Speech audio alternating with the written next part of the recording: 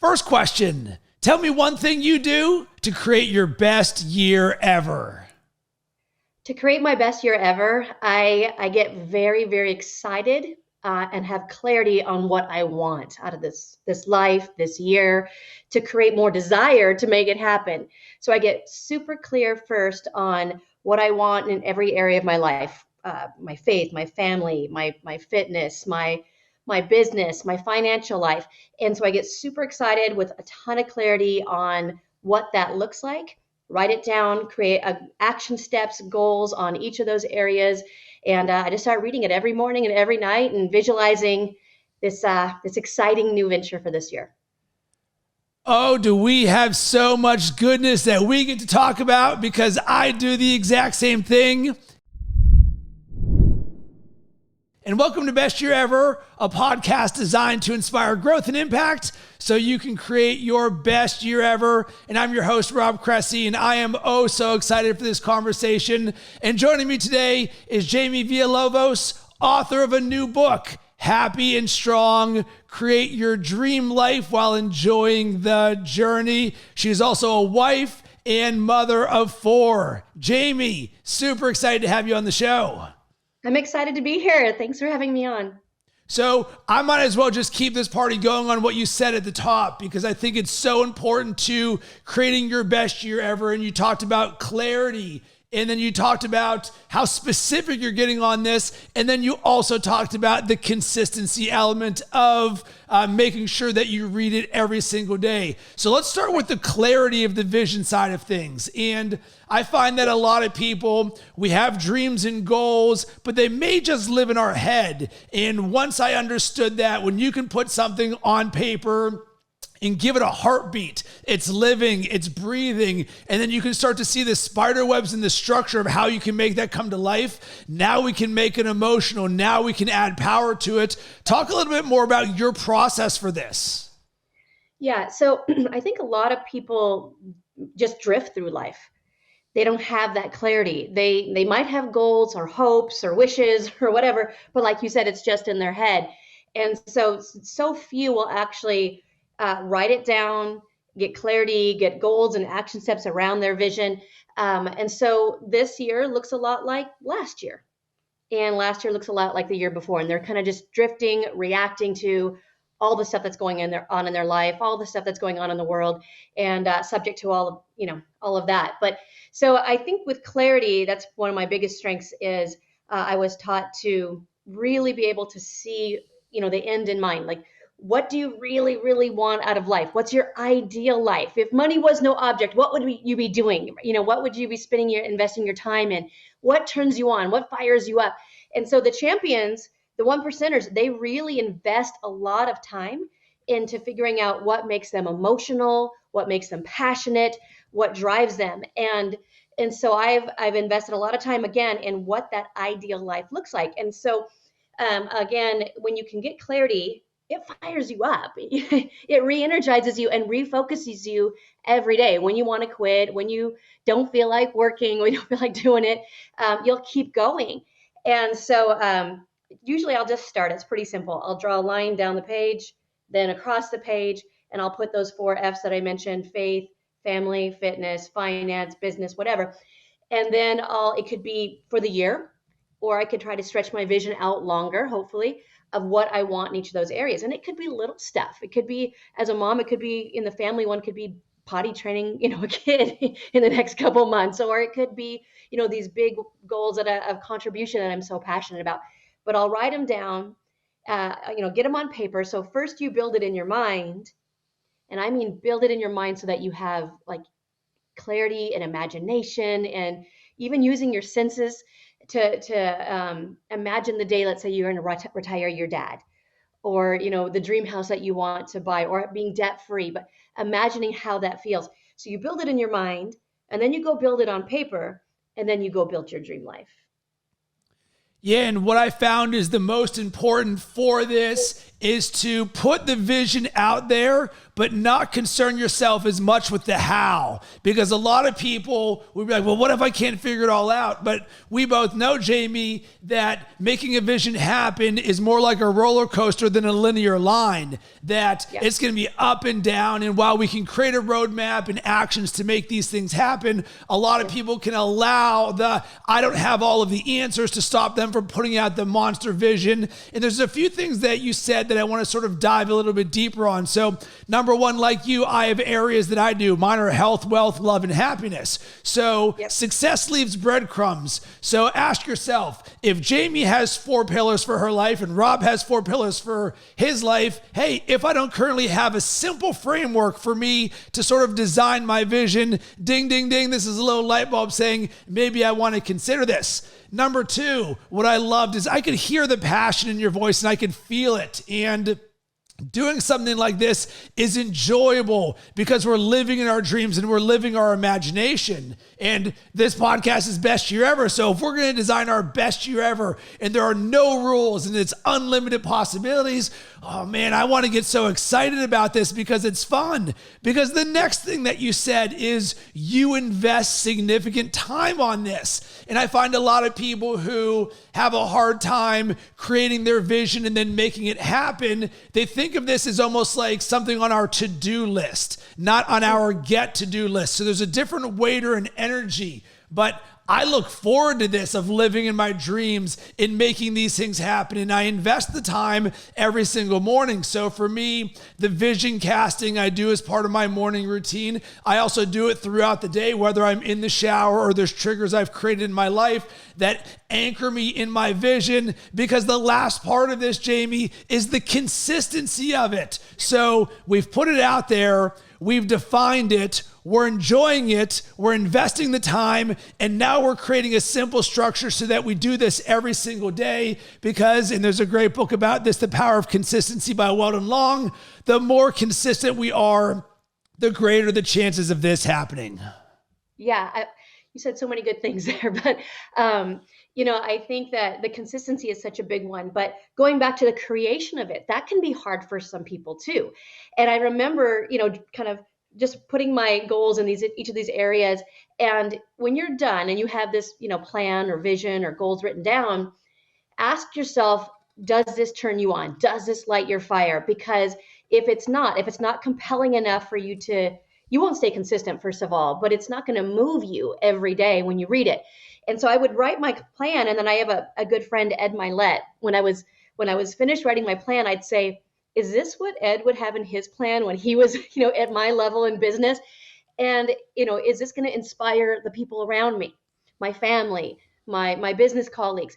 And if it doesn't inspire others, it probably also won't really inspire me, the most important. So it has to turn you on, number one. Otherwise, you're not going to stay consistent. But I love what you said, like you're reading it every day. That can be the hardest thing in the world too for some people. It's like picking it up and taking the 5 minutes to read it or visualize it. But it's just, I don't know. It makes all the difference in the world. But for some people, it's just that lack of discipline on that little simple thing that just kind of can change everything for you. So what I've done in the past is I kept a copy of my plans on my nightstand, so I could just at least glance at it in the morning and at night, just for a few minutes. I've also, and this is kind of a funny thing that I do, but I kept it in my shower. I laminated it. And if you have tile shower, you can just kind of wet it and stick it to the wall. And so that way, hopefully you take a shower daily, but you can at least be in there and, washing your hair, and I'd be yelling out my goals or my vision or getting myself worked up. But just little things like that. I have pictures around my house. Even for a while in the beginning of getting my business off the ground, initially I had them on the steering wheel of my car. Different goals, different pictures, just everywhere I went, kind of just planting it into my subconscious. So Jaime, there's something that I want to simplify what you're saying, and that is how easy and simple consistency can be. So here comes another one of those breadcrumbs, and it actually gets us to the next thing that I wanted to talk to you about. So How do I guarantee that I create my best year ever? Sitting next to my nightstand is a piece of paper where I drew 2022 best year ever. And then right next to it, it also says, I did it. Boom. So 365 days minimum. I see a drip of that when I wake up in the morning, when I go to bed, and it's just sitting there. Sitting right here on my desk next to me is the most important things in my life. 17 things that I've defined that I said, all right, I'm going to control my inputs. I'm going to remove my distractions. What are the things that are most important? And if it's not on this list, I should not be creating it. So boom, here's my clarity right now. So what is the breadcrumb? Jaime, both you and I have things that we have created throughout our day, which is just little pieces of paper that sit on my desk where I spend a significant amount of time, next to my nightstand where I wake up and where I go to bed. So we litter these things.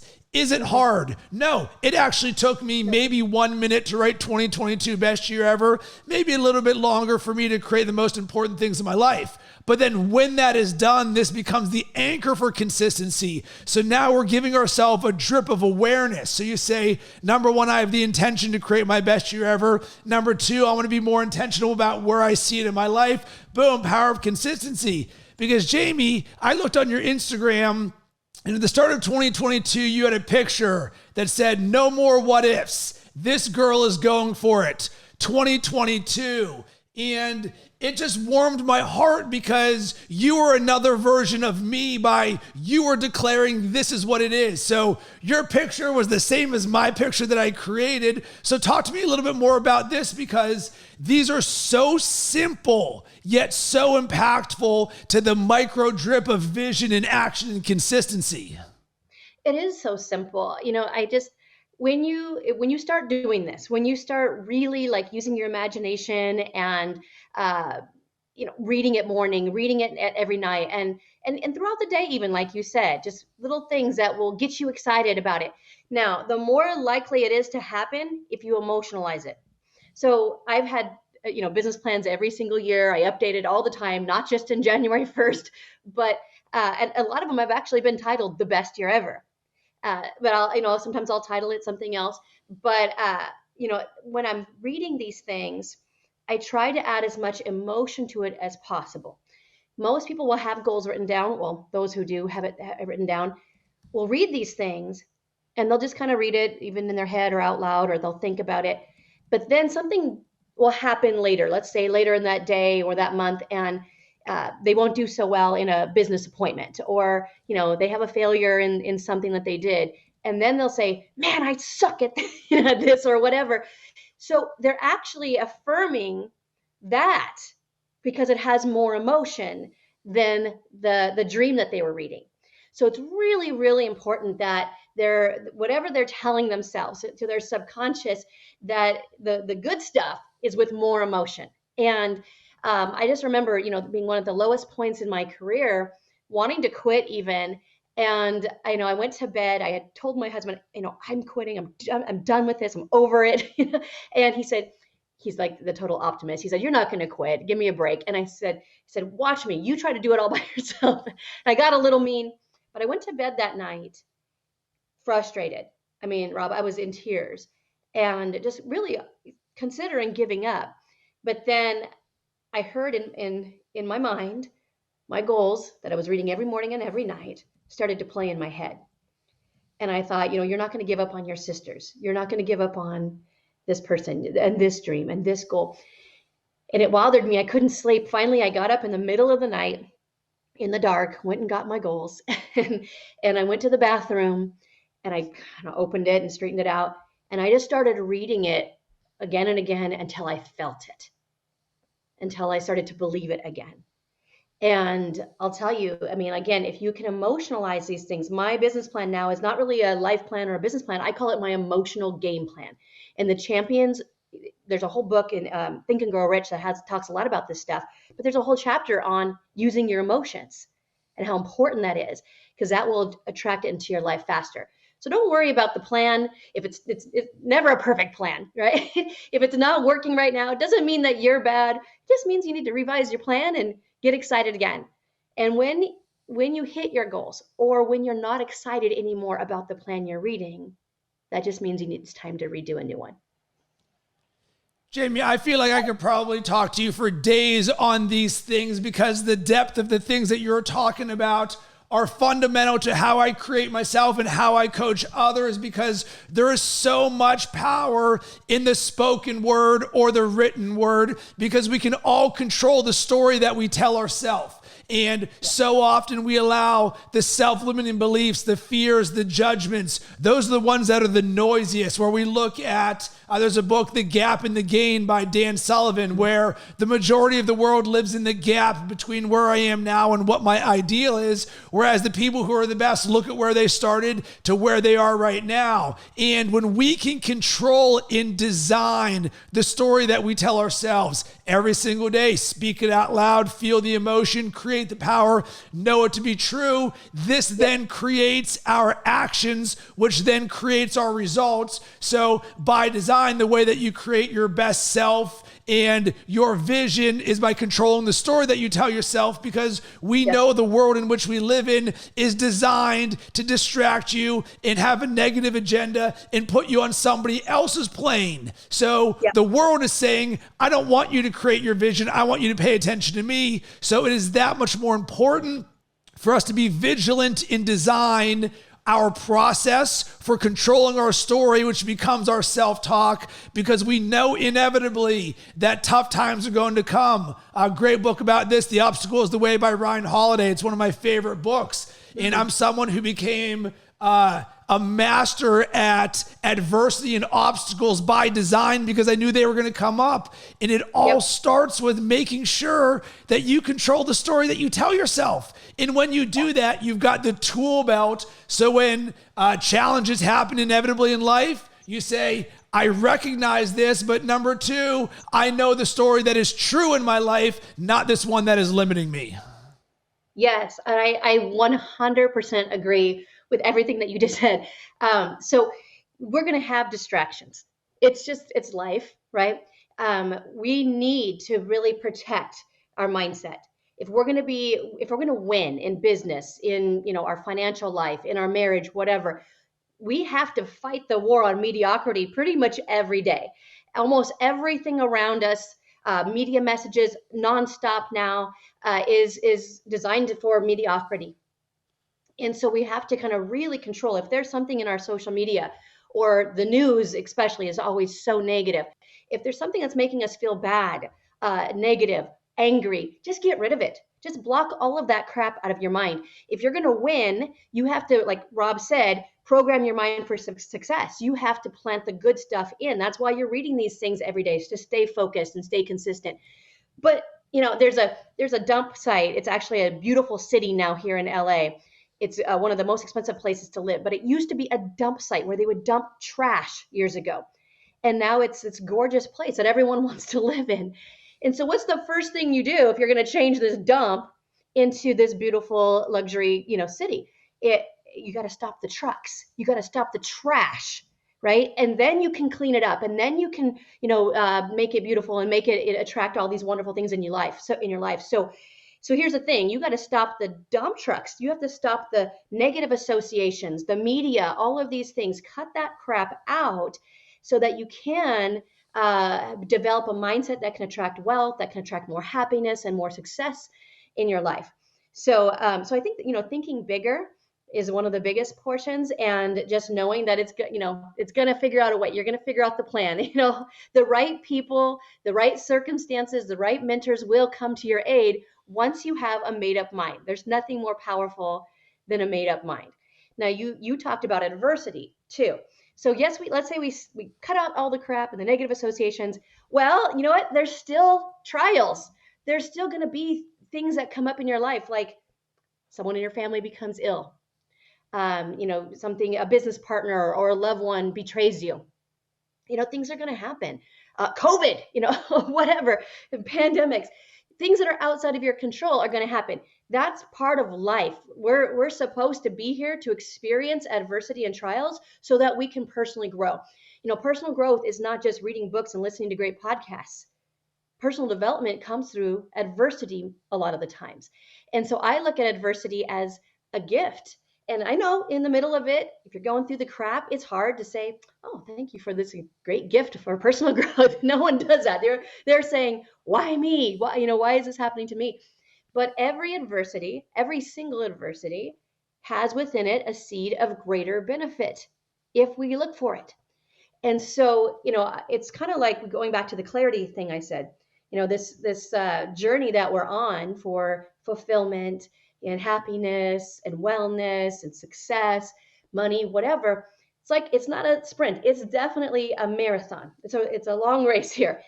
But if you can see the finish line, having clarity of that ideal life of everything that you want in each of those areas, if you can see that, if you have that clarity, you can see the finish line. So every time there's a hurdle that comes up, instead of just looking at that problem, that's what most people do because they're drifting. So when the hurdle comes up, it's just this problem that's in their face, and that's all they're focused on. Why me? How do I get around this? Why does this have to happen? And it totally distracts them and takes them out of the game mentally, sometimes physically, making them sick even and stressed out. And so I want to challenge them to really get clarity on where you're going. So when the hurdle comes up, like you said, you're expecting it, and you just say, okay, how do I get around this one? Who can help me? What resources can I reach out to? What mentor can drag me around this one if I need it? Maybe I have to crawl under it. And I'm not running for a few minutes here, for a little while here, but I'm at least moving closer and becoming, better and a better version of myself. So, Jaime, you mentioned mentors, dreaming big, and becoming a better version of yourself. And you also mentioned Ed Mylett. And I've been part of the Arte Syndicate since Ed Mylett and Andy Frisella started it a few years ago. And he has been one of the most impactful mentors in my life. And I know certainly for you too. And there is two things that he has said that are just ingrained in my mind. Number one, the bigger the dreams, the deeper the foundation. So why do we do all of these things to create our vision? It's like, Rob and Jaime, this seems like a lot. You're writing things down. What are the most important things in your life? The roadmap for what you want to do. And you're doing all of this different stuff. The bigger the dreams, the deeper the foundation. So we do the internal work. We do the personal growth. We do the personal development because our dreams are massive and we know the size of the foundation. And number two, your dreams are so big that the dreams of others fit inside of yours. And what I love about this is that quote shattered my belief ceiling. Oftentimes, we create an artificial ceiling for ourselves of what we believe is possible for our vision because even when you think big, you might default back to the how. I don't know how I would create $1 billion, so let me create something that's a little bit more comfortable where I can sort of see that. With Ed's quote right there, I'm sitting there and I'm like, all right, my dream is so big. Everybody else's dreams are inside of it. And when I anchor on those two things, it gets me on such fire for living my best life and creating my dreams every single day because I want to have unlimited possibilities and I'm all in on creating that. Talk to me a little bit more about that for you or what Ed Mylett means because I know he's been super impactful for you too. Yeah, I love Ed. He's been a great friend, business partner, mentor for, I don't know, over 23 years, I think. And, he's been there when I am at my lowest point and I need the encouragement, but he's been my biggest cheerleader every time I have a win. He and a few other great mentors. But I do remember kind of being very new in business and having him tell me that, that your dream has to be so big that the people that are following you or that you're mentoring need to be able to, if they follow you, they win at the highest level as well. And so that's why I would go back and kind of review my plan and say, is this big enough? And you know what? I would do that several times sometimes. And finally to have a plan that was like a little scary. You know what I mean? It was stretchingly realistic. I mean, why is it realistic? Well, it's probably been done, somehow in some form, but it's kind of almost impossible to me. So it's scary and it's exciting, but what if? That's how your goal should make you feel. Not necessarily totally intimidated, like this is impossible, but like, wow, what if this happened? And then you're so excited to share it with other people because if you do this, it impacts their life as well. And you can see them winning at a high level as well. And so I just know, like, the more people you help get ahead financially, the more you get ahead financially. The more people you help get what they want, the more you're going to get what you want. So that's, to me, what he meant by that. If you win, they're going to win as well. And it's so much more exciting that way when it's focused on others winning with you. But no, I mean, Ed's been so impactful in probably every single area of my life. He and his wife Christiana are just world class. The last thing that I want to talk to you about, and it is certainly related to your book, is enjoying the journey. So we've talked about putting our dreams and visions out there and creating that clarity and creating the consistency and anchoring in it every single day. So we can do all of these things, but now it comes down to the day-to-day and I learned this the hard way. When I went all in on making my dreams happen, boom, I went to zero. And I'm like, wow, everything's on me now. And you see this proverbial mountain that you want to plant the flag in. So for me, at one point, my dream was to work in sports and to get paid to talk about sports for a living. So I sat there every single day and I was like, I will do anything to get paid to talk about sports for a living. And what people oftentimes fail to realize, and I did for the longest time, is it's the enjoyment of the journey of the day-to-day of actually making that happen. So the thousands of articles and podcasts and videos that I created that built my skills and my belief in myself and got my awareness out there to the point where finally a company was like, boom, Rob, I want you to host our show. And then that continues to do it. And I realized if I'd only made my measure of success of my dream when somebody paid me to do it, I would have wasted years of my life just living in lack and not enoughness. And I think that's the best way I would describe it. You feel like you're not enough until you get to the top of the mountain. But when you learn the hard way that it is actually the appreciation and the enjoyment of the day-to-day, including the challenges, which we know are going to be there.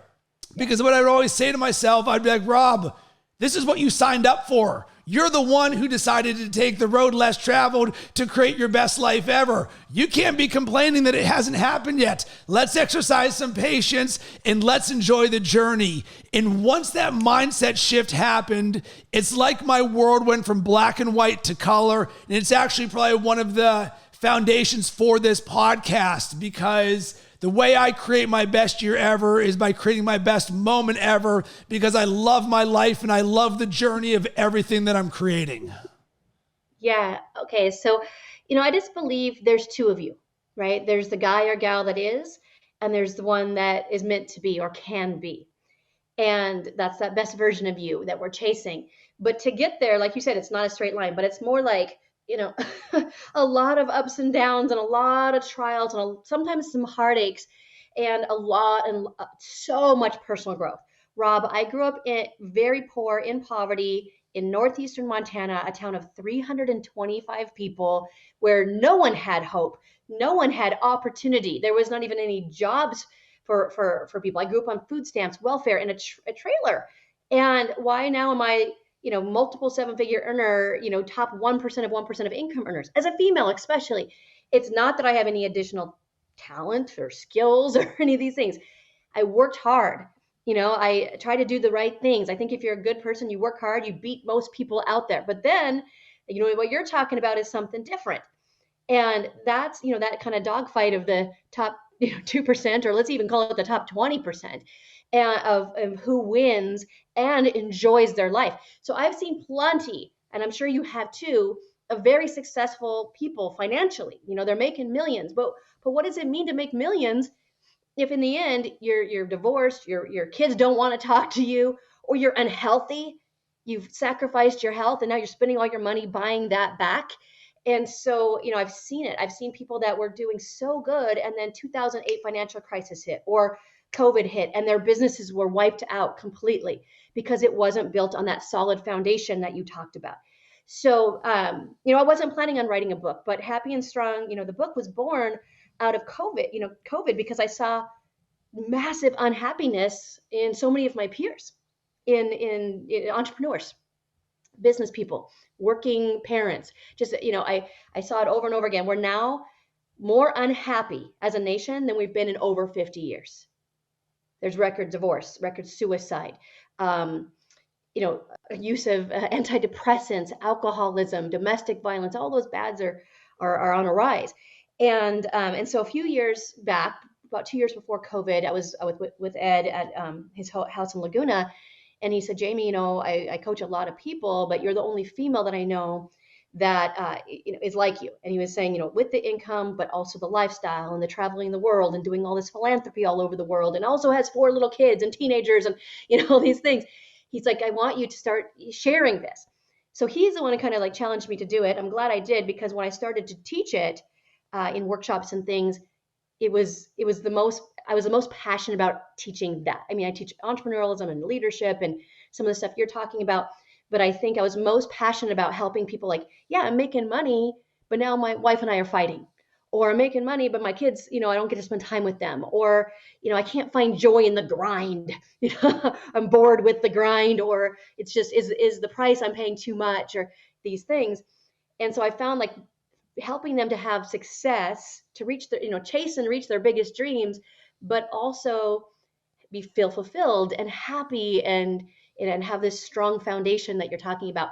So during COVID, I just was inspired to write the book. I had a little bit more time, a little bit off my plate because my mom had come out from Texas and was helping out with the kids. She was bored in quarantine, and decided to write the book. I know it will help a lot of people, but the first half of the book is really how to build this mindset that can attract wealth and success and build a great business and life. The middle is kind of turning yourself into a leader and developing other leaders so you can free yourself up to have more lifestyle, to be able to scale easier too. And then the second half of the book is what you're talking about. That's how to add the joy, the fulfillment, the balance, to create that, that balance in your life and to be able to have it all. And so I've been the last few years a big student of the science of happiness. And so it's like, just like writing the things down and reading them are very simple. These are all tools and strategies that are totally learnable, that anyone can do. I promise you, if I can do it, anyone can do it. You can do it.